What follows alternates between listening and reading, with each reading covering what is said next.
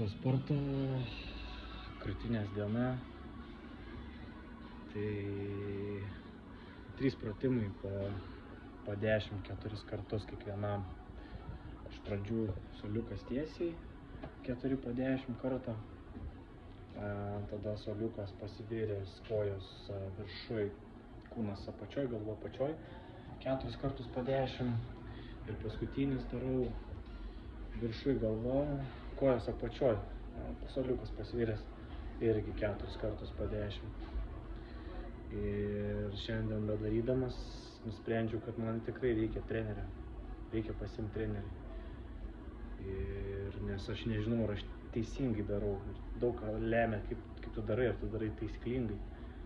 Tai žmogus patarė man ir dabar jau priėjau tos išvados, kad reikia pasiimti trenerį, kad apmokytų. Važiuoju toliau.